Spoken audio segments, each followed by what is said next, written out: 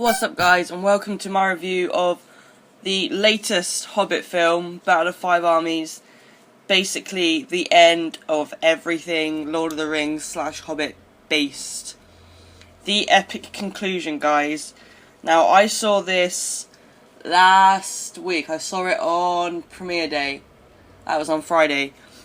And, well, just wow.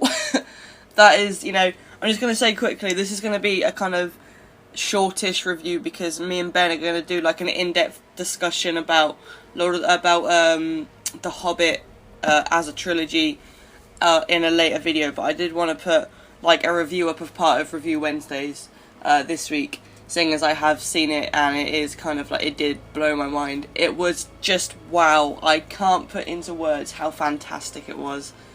It was a 3-hour film.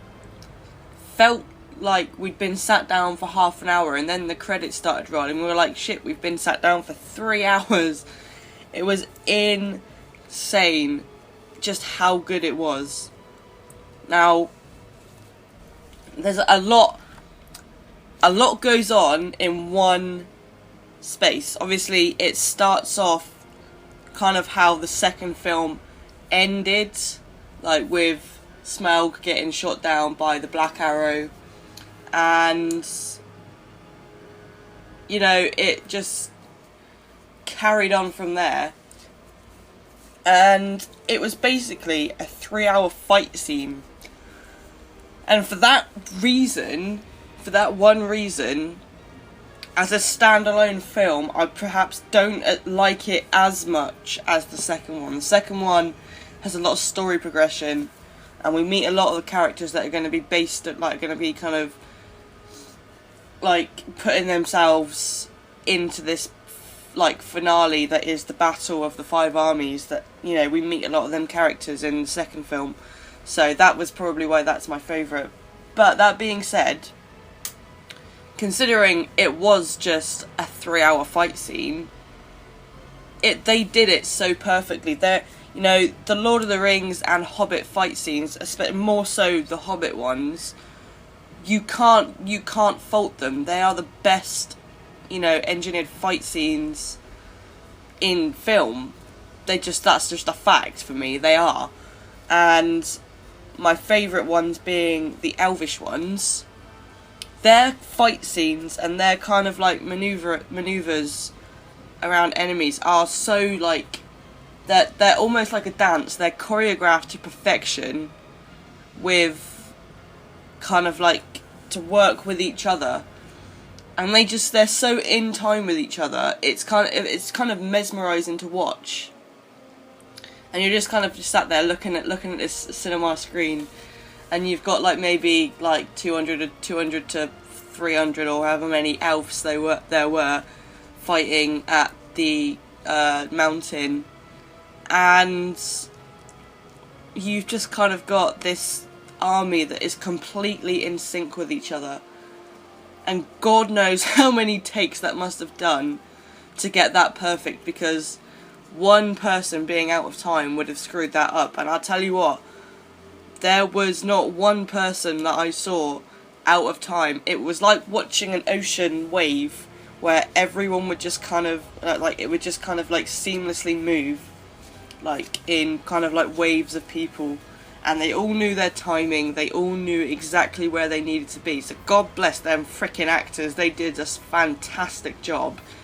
And the elves obviously are supposed to be like this kind of like higher power. Their king, the Elvish king, I can't remember his name. Is it Thelandriel or something like that? Can't remember his name. But the Elvish king is like the most fabulous person in film and TV in our present day. He's so freaking fabulous. Every time, like I remember when me and a couple of friends went to see the second Hobbit film, and the first thing that because obviously it was the second Hobbit film was the first time Legolas's dad / the Elvish king had ever been given screen time. He'd been mentioned very briefly in The Lord of the Rings when they were at the Elvish Kingdom, that was it. They'd never been given any screen time. And when he did eventually get screen time in The Desolation of Smaug, which is the second Hobbit film, the first thing me and my friend said was how fabulous he looked. And it's not even funny how fabulous that character is. I love it. He's just so freaking cool, guys. He's such a cool dude. And you know, he's obviously got this emotional like battle going on with himself or whatever. And he's got all this shit going down, and Legolas is obviously going AWOL, and so that's all happening. But like, it's just, I don't know. It really is a fantastic film. And I tell you what, it was a first for a lot of things. It was the first time we've seen the good guys go up against the good guys. And it was the first time that we've seen Legolas use a sword instead of his bow and arrows. And that's because it's the first time we've ever seen Legolas run out of arrows. And I remember watching it, and my friend who was sat next to me at the cinema on Friday just kind of looked at me and was like, but Legolas doesn't ever run out of arrows. I'm just there like in stitches. But he does run out of arrows this film. And we see him using his kind of like elvish sword, which was weird because the only other time I've seen Orlando Bloom use like his sword fighting skills was in Pirates of the Caribbean against Johnny Depp as Jack Sparrow. But it was cool. You know, his sword fighting skills aren't maybe as polished as his archery skills, but he was still pretty badass. And you know, you can't really kind of put to fault an elf that has that much skill, because he's like, I don't know, he's like the son of the king, so he's like the prince, I guess. So all that happens, and yes, Legolas runs out of arrows, like revelation of the century. Elves do in fact run out of arrows. The first time it's ever been seen in a Lord of the Rings / Hobbit film, but he does in fact run out of arrows. Which was, do you know what, it was really cool to see that, because there is no way in hell that in reality, if this were to happen, or this would have happened however many years ago this is set, that even the Elvish Prince would have unlimited arrows. You know, it wouldn't happen. So it was cool that they did that, to be honest. A lot of people died. A lot of main characters died. And it sucked, but it was kind of like necessary. Purely because, if you think about the main characters that are in Lord of the Rings, bar Legolas, Gandalf, obviously Bilbo, that's all I can think of.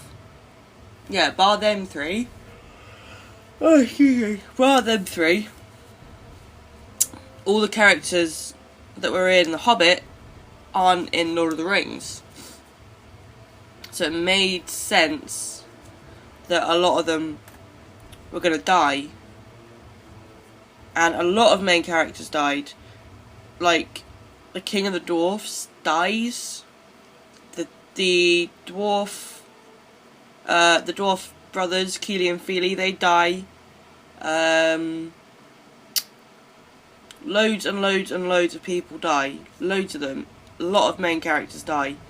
And it's kind of like, you get why it's necessary, because at the end there can only be one king of the mountain. But you know, it was very emotional, because it's not like it's been one film and we've got like slight attachment or slight favouritism towards certain characters that we do and don't want to die. You know, we've had these same characters 3 films, and then they pretty much all die. So, you know, three films worth of characters, of being the same characters, I should say, is enough time for them to get attached, because not only are they 3 films, but they're 3 Hobbit-length films, so they're like about 9 hours with the same characters. So it was easy to get attached to them, and then really difficult to see them die. But it's necessary, and that's just how it is. I did think Legolas's dad, the Elves King, was going to die purely because he played such a big part in the Hobbit films, but he's not in the Lord of the Rings films. So I did actually think he was going to die. It shocked me when he didn't. I'm glad he didn't, but it shocked me when he didn't. So all of that happened.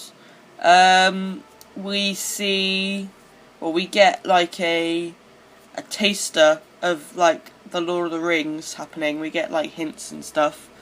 And it was really cool to see how they linked in some of the stuff from The Hobbit into Lord of the Rings. Like, for example, the vest that Bilbo gets, the chainmail vest that Bilbo gets, is the same one that he gives to Frodo in the Fellowship of the Ring.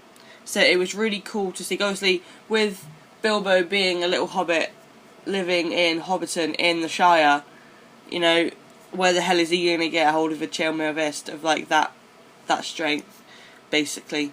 So it was really cool to see him receive the vest.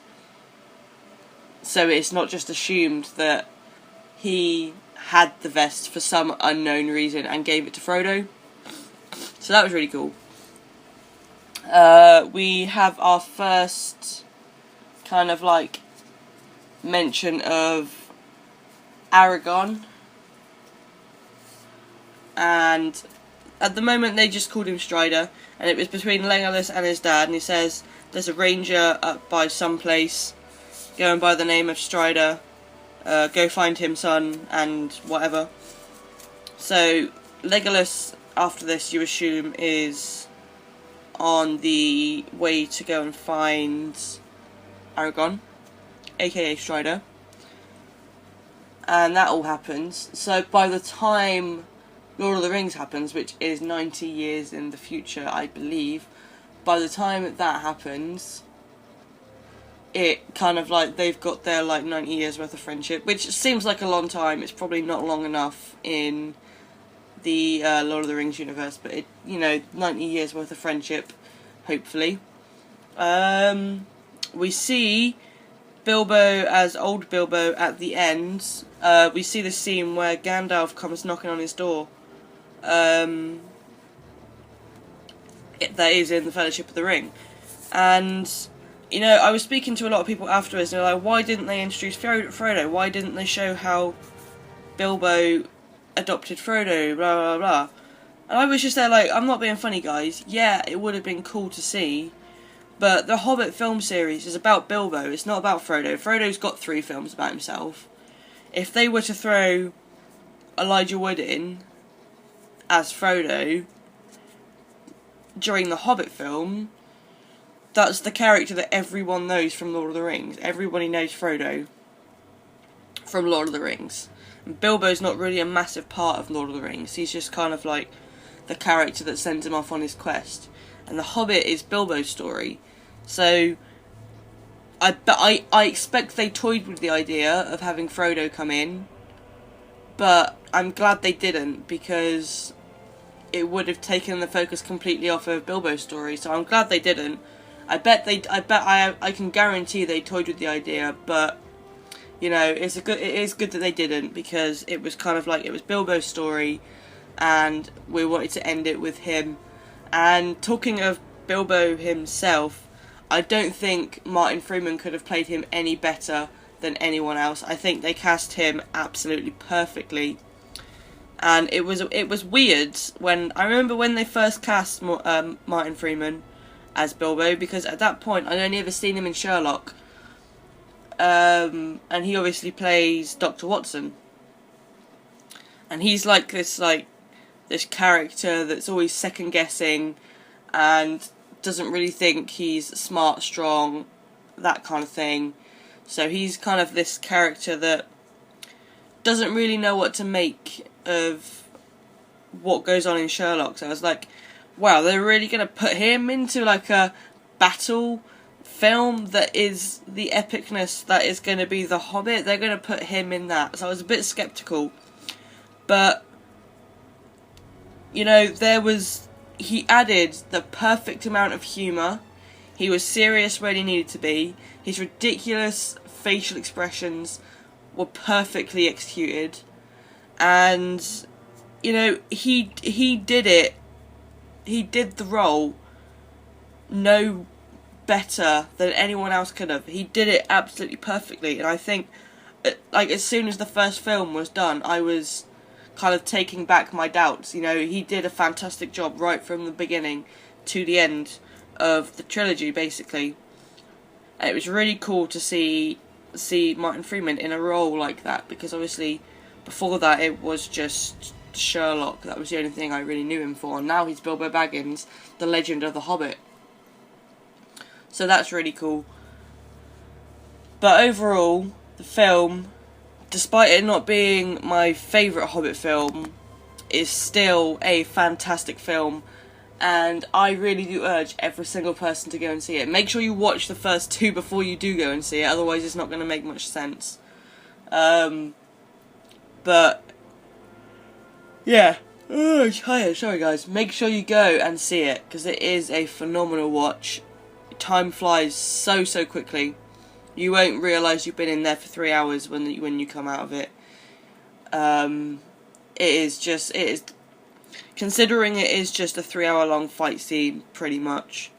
It is so perfectly done. It is completely spot on. Now, when I went to kind of think about rating this film, I figured there was 2 or 3 ways that I could rate it, to be honest. Because it comes under 2 or 3 different categories. As a standalone film, with it not being my favourite one, I didn't even give Desolation of Smaug 10 out of 10.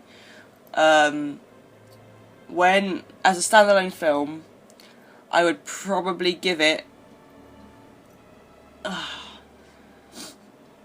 strong 8.5. Yeah, because I think I gave the second film a 9. So as a standalone film, 8.5.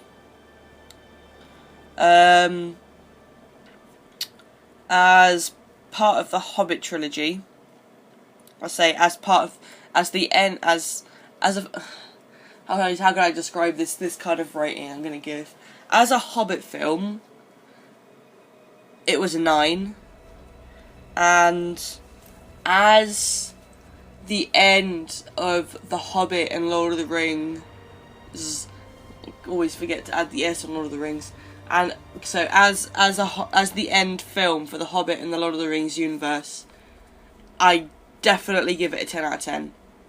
So on its own, for me, not as good as the second one, but still, you know, strong 8.5. But as the finale of this kind of epic adventure that everybody knows and everybody loves, as that finale, definite 10 out of 10. They couldn't have done it any better. And that's me saying that despite the fact it was literally just a fight scene. You know, that is what they've been building up to. So for the fact that they managed to get away with having just a 3-hour fight scene, and you know, the film's already #1 in box office, and I haven't heard anything bad about it from anyone that's gone to see it. No, I went to see it with a group of about 7 or 8 people, and every single one of us loved it. You know, there is nothing bad about this film. There is nothing bad you can say about it. So, yeah, for the conclusion to the Hobbit and Lord of the Rings universe, I give it a definite 10 out of 10. They couldn't have ended it any better, and it leads on. It's got enough hints and leads on perfectly to work as the Fellowship of the Ring. It works absolutely stellar, and I can't think of any other way they could have made that better. I honestly can't. So yeah, that's my review of the Battle of Five Armies. Like I mentioned before, me and Ben are going to be doing a massive Hobbit discussion, probably next week when he comes back into the channel, because obviously you guys know he's coming back into the channel. Next week we'll record a discussion for The Hobbit, start to finish, so from Unexpected Adventure all the way up until Battle of Five Armies. We may even throw some Lord of the Rings in there as well. It depends how long we end up recording for, because if we were talking about all 3 Hobbits, then it would very quickly turn into a ridiculously long video. So we're going to have to make sure, it is going to be a longer video than usual anyway, but we'll have to make sure we try and keep tabs on how long we're talking for. But yeah, that's going to be it from me. Keep an eye out for the rest of the videos that are coming up this week, so we are back on track now, so hopefully we're not going to have any more delays. Keep an eye out for all the videos coming up this week, blah, blah, blah. Don't forget to let me know your views in the comment boxes below, and until the next time you hear from me, guys, stay classy, gamers.